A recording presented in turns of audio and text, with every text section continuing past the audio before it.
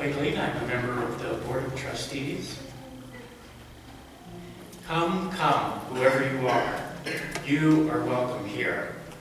No matter your age, your size, the color of your eyes, your hair, your skin, you are welcome here. No matter whom you love, how you speak, or whatever your abilities, you are welcome here. You are welcome here whether you come with laughter in your heart or tears. You are welcome here. If you come here with an open mind, a loving heart, and willing hands, you are welcome here.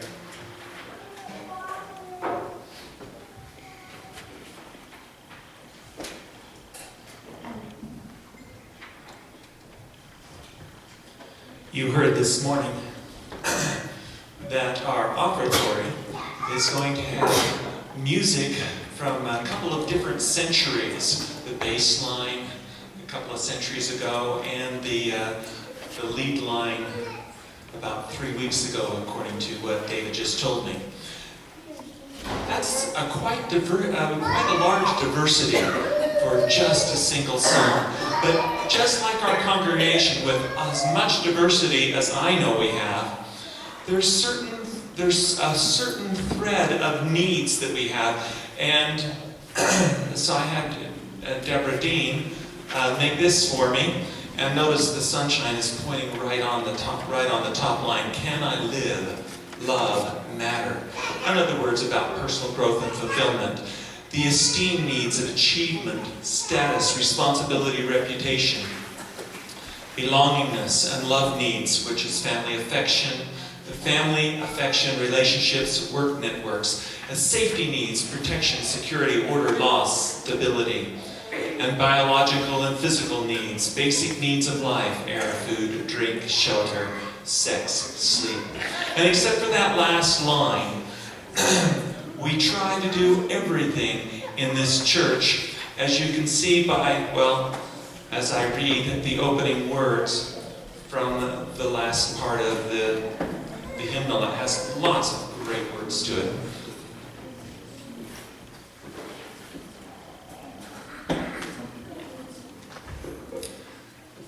This house is for the ingathering of nature and human nature. It is a house of friendships, a haven in trouble, an open room for the encouragement of our struggle.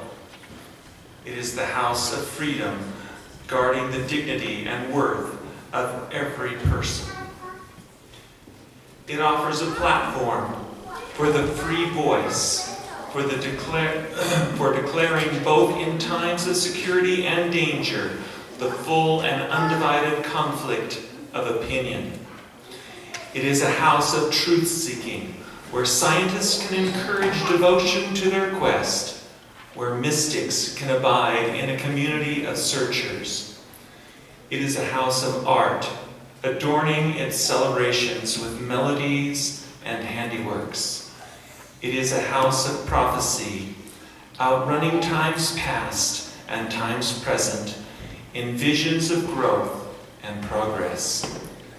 This house is a cradle for our dreams, the workshop of our common endeavor. And speaking of our common endeavor, would you all please open your hymnals now to hymn 360 as we sing together, Please Rise and Bow Your Spirit, by George Odell. We need one another when we mourn and we be comforted. We need one another when we are in trouble and afraid. We need one another when we are in despair, in temptation, and need to be recalled to our best selves again. We need one another when we would accomplish some great purpose and cannot do it alone. We need one another in the hour of success, when we look for someone to share our triumphs. We need one another in the hour of defeat, when with encouragement we might endure and stand again. We need one another when we come to die and would have gentle hands prepare us for the journey. All our lives we are in need, and and others are in need of us. Thank you. We ask you to now rise and bind. Now you know the drill, so I won't bother with all of that.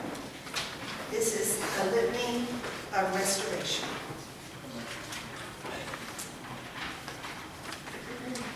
If, recognizing the independence of all life, we strive to build community, the strength we gather will be our salvation. If you are black and I am white, it will not matter. If you are female and I am male, It will not matter. if you are older and I am younger, It will not matter. if you are progressive and I am conservative, It will not matter. if you are straight and I am gay, It will not matter. if you are Christian and I am Jewish, It will not matter. if we join spirits as brothers and sisters, the pain of our aloneness will be lessened, and that does matter. In this spirit, we build community and move towards restoration. Thank you.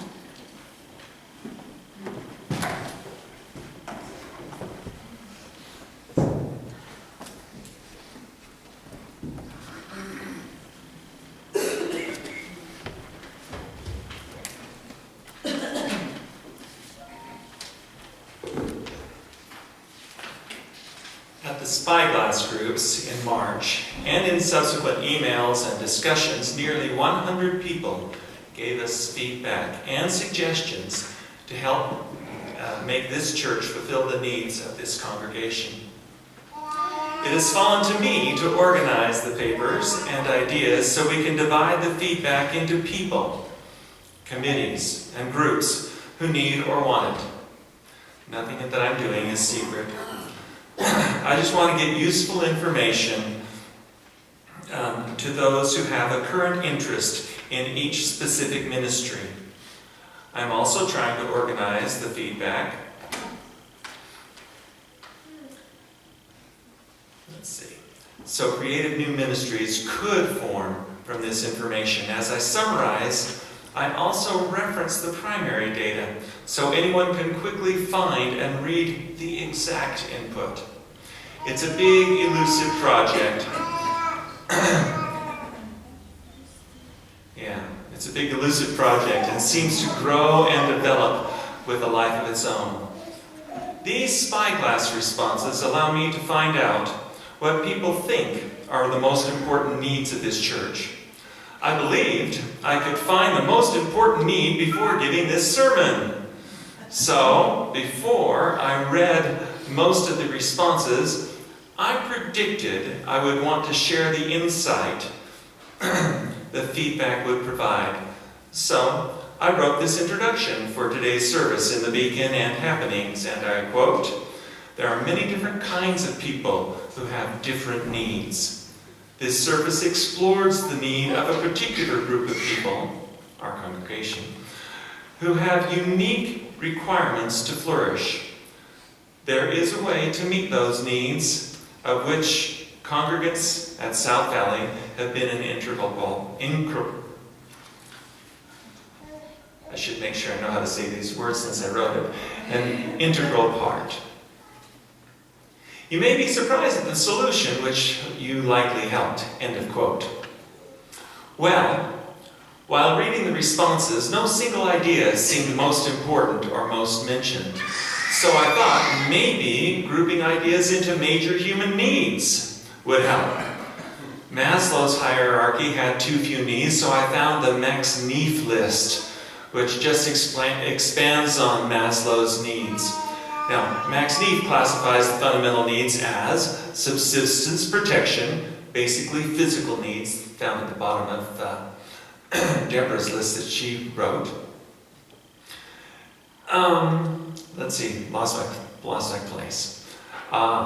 Affection, understanding, and participation, in other words, being with others.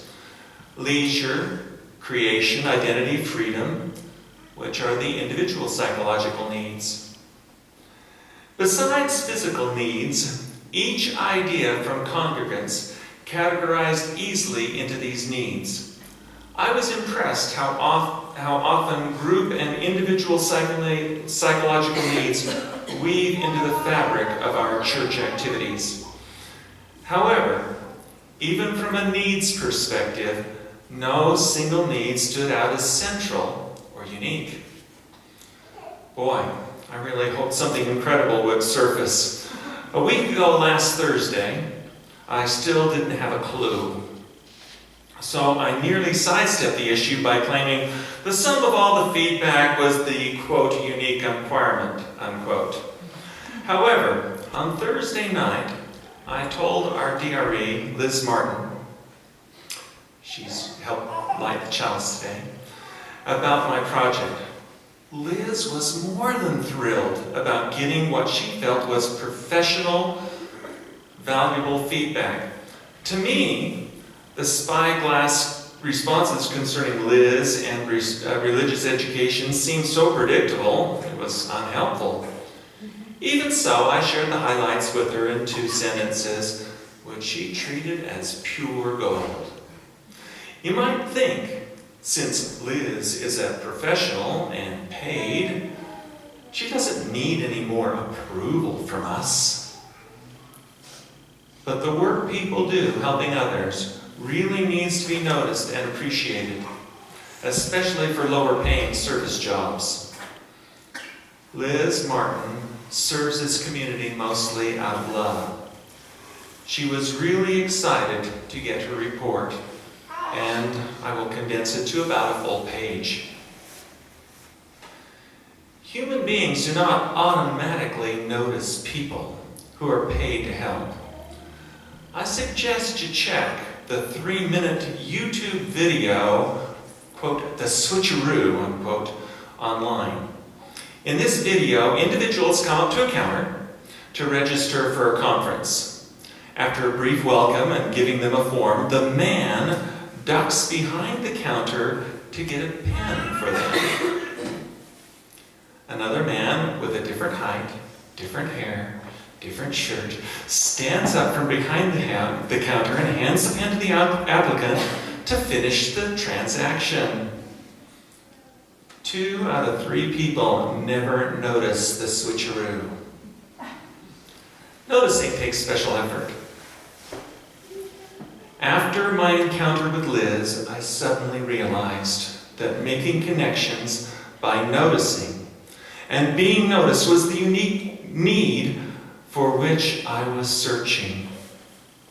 All committees, groups, and individuals want honest feedback and would welcome the report they would receive. Before we did our spyglass groups, our Ministerial Relations Committee was searching for a new overarching goal for Patty's ministry. Suddenly, at one meeting last January, connections became the answer. In Reverend Patty's words, which I had the email for so I can quote, "The whole conversation seemed slippery. How could we articulate what we truly needed to do? We had some nice sounding sentences, but what did they mean? In and around our conversation lurked one word that described the underpinnings of what we were trying to say. That word was connection. Suddenly, our conversation became exciting. We realized that side conversations around circle suppers, small group ministry, keeping better track of how people were doing, and shared ministry in general were not on the side at all. They are central.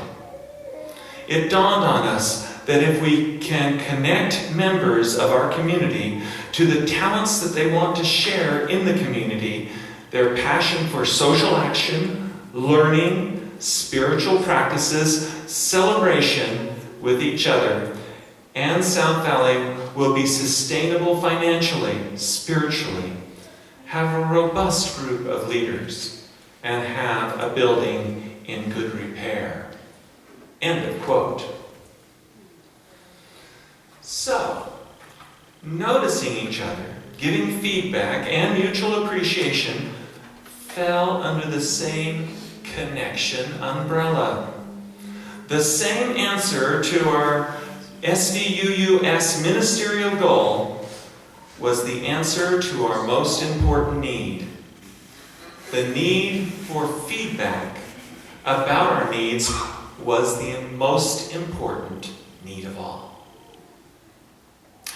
At the congregational meeting 2 weeks ago, they thanked Brenda Voisard, many of you know her, among others, as she stepped down from the leadership committee. Brenda was described as a, quote, breath of fresh air, unquote, when she enters the room. I totally agree, and not just because she's my friend. Let me tell you why. Brenda really talks with you. She shows true specific interest in each individual while noticing and remembering what you say. This behavior makes each of us believe that Brenda has personal concern for those with whom she speaks. It helps that Brenda really is concerned about others. Many others in this church do the same thing. When Reverend Patty does the same thing, it's often dismissed as her job. But Patty is genuine in her interest, which I believe steered her to becoming a minister in the first place. And just like Liz, Patty has a strong personal need to be acknowledged and appreciated for her untiring efforts. But don't we all have that same need? I know I do. If we don't get this need met, one may become the cipher in the snow. You can look up Cipher in the Snow short story online, but I'll recount it briefly now. On the way to school one snowy day, an ashen white, ignored 16-year-old boy named Cliff asked the bus driver to let him out of the bus at a hotel. Cliff got off the bus, fell into the snow, and died. One of his teachers tells most of the story in flashback. Cliff was a nobody who kept to himself and never smiled. He never joined in, and people seemed content to ignore him.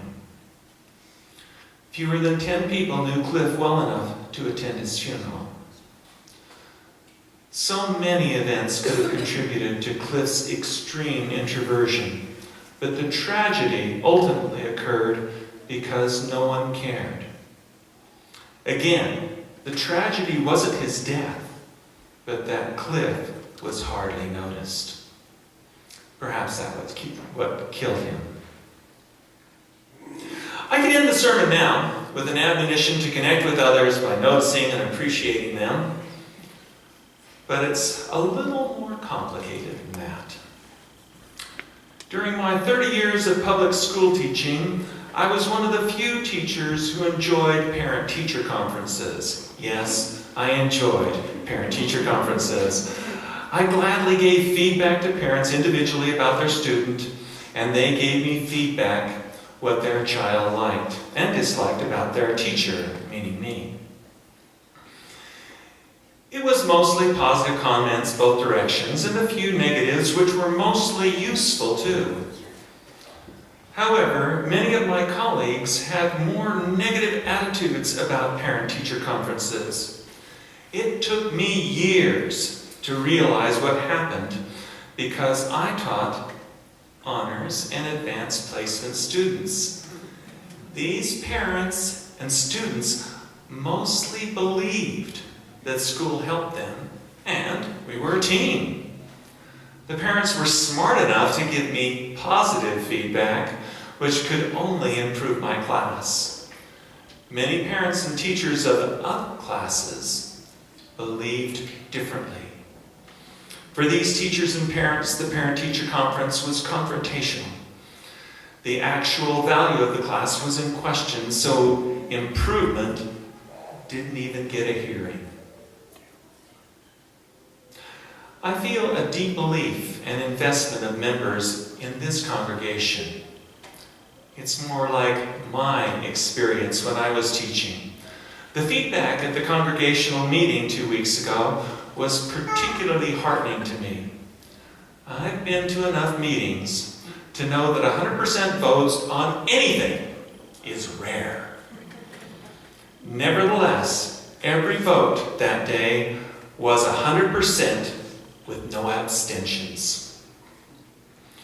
I'm not sure you realize how much that meant to Patty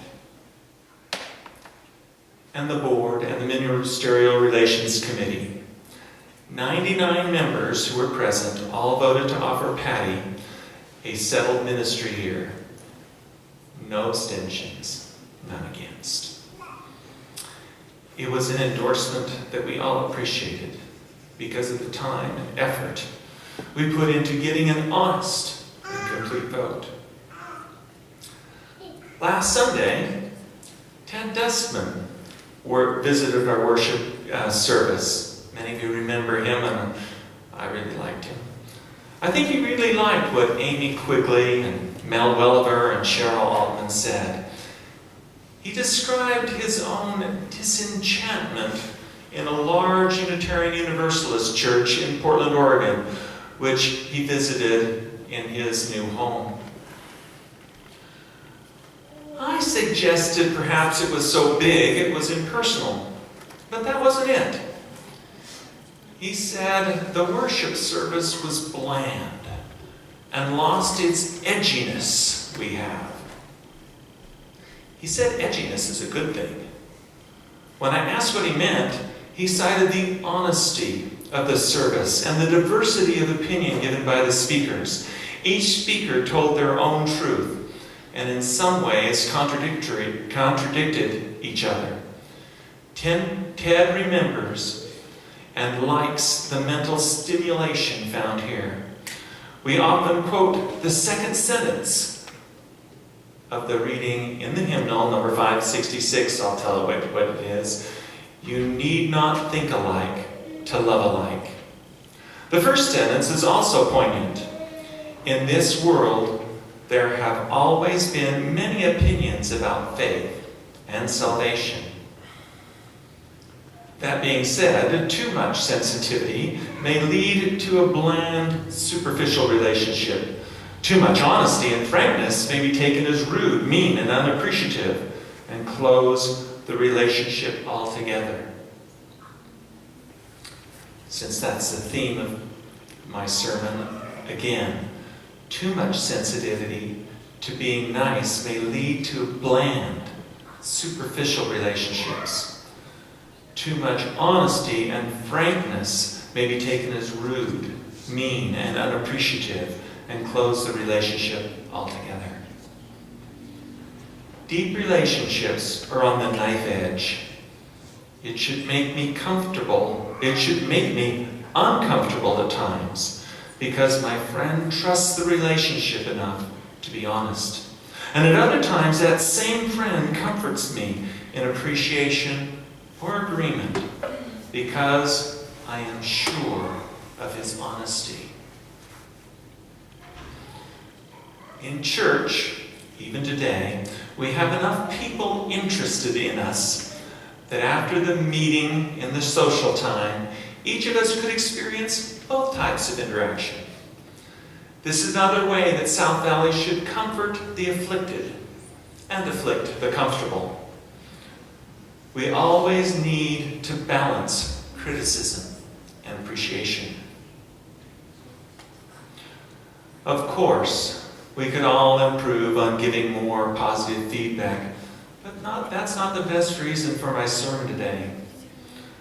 I felt the need to give you feedback about your generous feedback. Last night I watched a few TED Talks about human needs to be sure I hadn't missed anything important. Funny thing, I only then realized that this sermon is merely a description of love. From our website, I quote, "Love is the spirit of this society, and service is its law. This is our great covenant, to dwell together in peace, to seek the truth in love, to help one another. Thank you all for everything.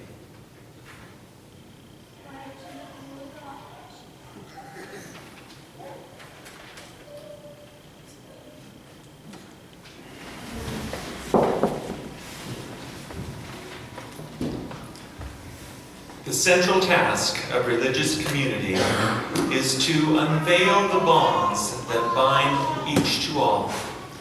There is a connectedness, a relationship discovered amid the particulars of our own lives and the lives of others. Once felt, it inspires us to act for justice. It is the church that assures us that we are not struggling for justice on our own, but as members of a larger community. The religious community is essential, for alone our vision is too narrow to see all that must be seen, and our strength too limited to do all that must be done. Together our vision widens, and our strength is renewed.